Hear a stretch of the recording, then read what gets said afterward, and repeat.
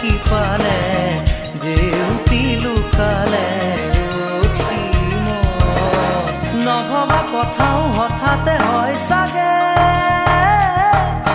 পায়ো হেৰুৱালো বুজি পোৱাৰ আগতে